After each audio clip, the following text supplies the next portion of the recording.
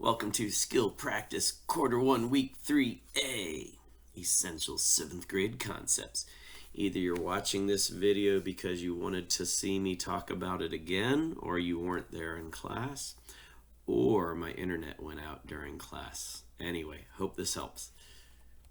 All right, first one. So we're comparing two numbers. We're going to be doing a greater than, less than, or equal comparison. You want to make both of these numbers into decimals. And you are not allowed to use a calculator for this skill in 7th grade. 7/8, hopefully you just have memorized or you work it out on paper. It's going to be 0.875.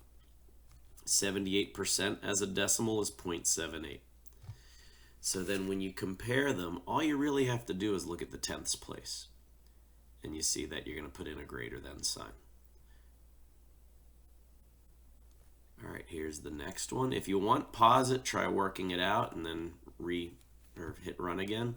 But this one, we already have a decimal over here. Over on the left, we have a percentage that it's got a decimal in it, but it's not a pure decimal. So I'm gonna slide that decimal 2 places to the right. I get 0.053. So when you look at just the whole number, you realize that this is gonna be a less than symbol in here. 5.3% is less than 5.3. A lot of kids get confused on this because they see 5.3, 5.3, but remember, this is a percentage. This is, when you make them both into decimals, this is like 5 cents. This is $5.30, big difference. All right, square root of 121. What number times itself is 121? And the number that works is 11 times 11. So the square root of 121 is 11. In this one, we're going to solve for n. Some of you have already caught on. You can use a calculator for this, and you can just go 5 times 3 divided by 4 gives you whatever the mystery number is. I'm going to show you the true process using cross products, where you say, okay, 4 times n is going to be equal to 5 times 3. That's the cross products, be the same, that we've been singing about. You can work out that 5 times 3 and get 15. The 4 times n still stays 4n. Now we're going to divide out the 4. Divide 4 into both sides, and this ends up being 3.75 or 3 3/4. Either way. So you can sometimes have numbers that aren't going to work out to nice natural numbers. You can have fractions or decimals for these mystery numbers. Moving on. N plus 5 equals 2. So a lot of kids might say the answer's 3 because they just think, oh, 5 minus 2 is 3 or something like that. But when you put a 3 in here, 3 plus 5 is not equal to 2. So what you need to do, and we're going to see this more and more throughout the year, you want to get n by itself. Currently, you're adding 5 to it. This is called a constant. And you want to do the opposite. The opposite of adding 5 is subtracting 5. And if you do it to one side, you do it to both sides. And you'll get -3. So when you work this out, something plus 5 is 2. If you put a -3 in there, it does work. We're going to keep on going. 5 times a number is -20.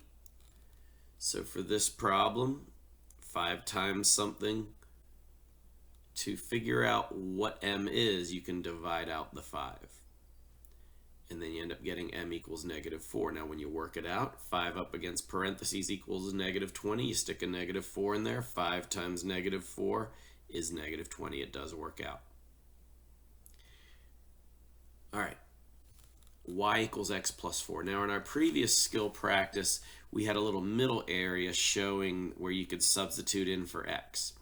So you're taking whatever x is and adding 4. This is the way you're probably going to see it more on the real test. So you need to figure out what's going to be in the y column.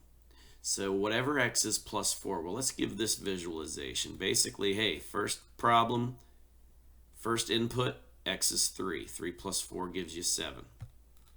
Next input is -3, so -3 plus 4 gives me 1. Next input is 0. 0 plus 4 gives me 4. Then I put in a -4. -4 plus 4 gives me nothing. There you go. You're done. There's more that you do with this later on, like these x and y's you plot on a coordinate plane, but we'll get into that in a couple weeks. All right, the next one, y equals 4 times x. So this time you're taking whatever x is and you're multiplying 4 by it. So I'm going to take 4 times x. I'm going to go, hey, 4 times 3 gives me 12. Now I'm going to do 4 times negative 3, and you get negative 12. You do 4 times 0, and you get 0. You do 4 times negative 4, and you get negative 16. All right, we're going to move on. N plus 5 is less than 7.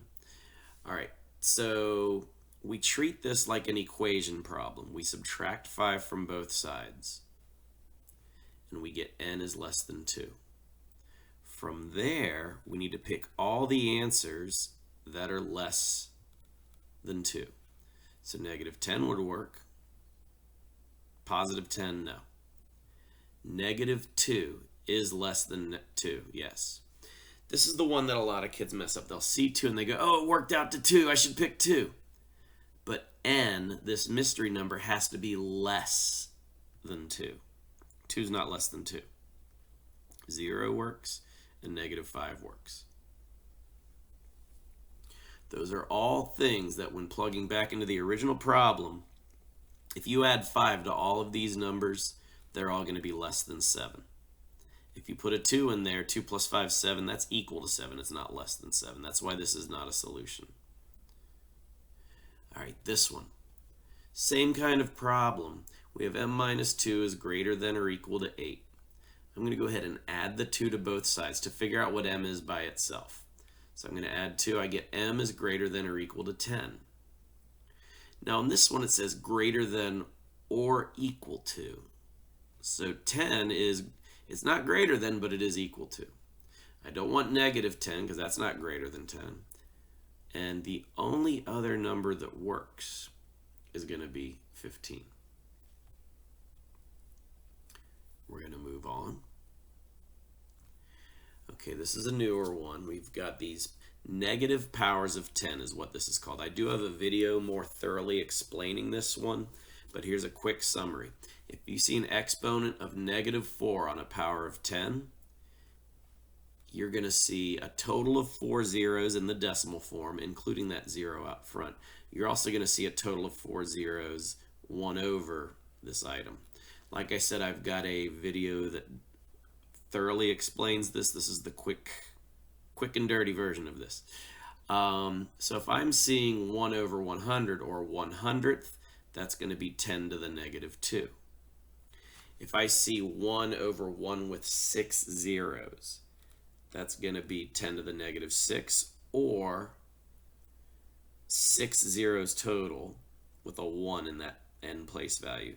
Tenths, hundredths, thousandths, 100,000ths, 10,000ths.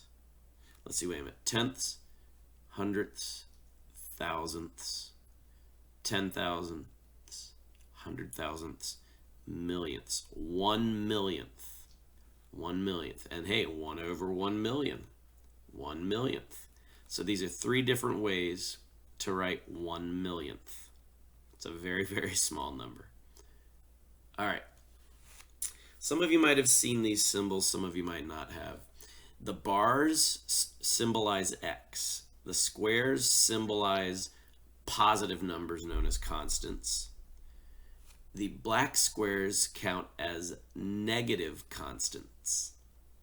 So we have 2 bars, which represents 2x.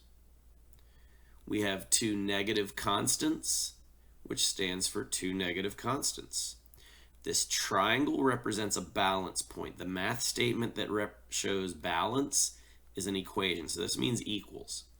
And then we have these positive blocks that represent positive 10. So this equation, this picture, is symbolizing the equation 2x minus 2 equals 10. I also have a video on equations visual representations that might help if you need more review on this. Moving on. Circle the number having the largest absolute value.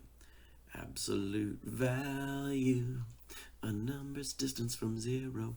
Let's see. Well, 8 is the biggest number here, but is 8 furthest away from 0? Let's think about this. Here's 0, here's 8, here's 2, -4, and -12. -12 has the largest absolute value. Oops. -12 is furthest away. So the answer to this one would be -12. Because -12 is absolute. Sorry, I keep coming back to this. -12 is 12 away from 0. 8 is the biggest number, but -12 has the largest absolute value. All right, 7.35 times 10 to the power of 8. The decimal is going to slide 8 places to the right, but you're not going to need 8 zeros. You're only going to need 6 zeros. 735 million. That is it. I hope this helps. Best of luck to you.